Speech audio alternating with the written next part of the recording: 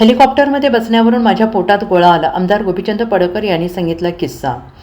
उपमुख्यमंत्री अजित पवार यांच्या विमान दुर्घटनेनंतर सर्वच राजकीय नेत्यांनी विमान हेलिकॉप्टर प्रवासाचा एक प्रकारे धसका घेतला आहे.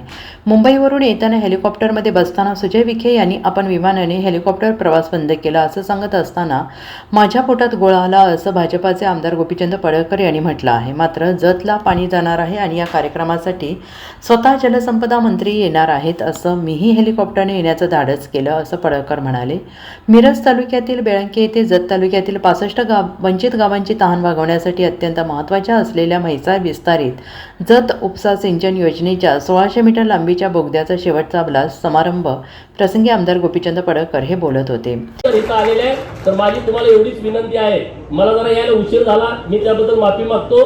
कारण आजच आमच्या पार्टीचं प्रदेशची बैठक होती, पहिलीच मीटिंग होती आणि काल साहेबांच्या सोबतच यायचं ठरलं होतं.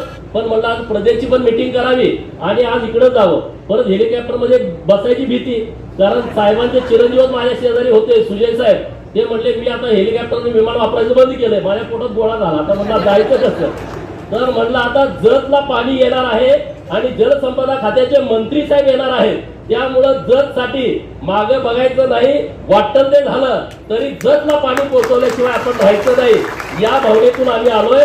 साहेब तुम्ही आवर्जून आला, आम्हाला वेळ दिला आणि आमचं सातत्यानं तुम्ही ऐकून घेता, त्याबद्दल मी तुमचं मनापासून आभार व्यक्त करतो.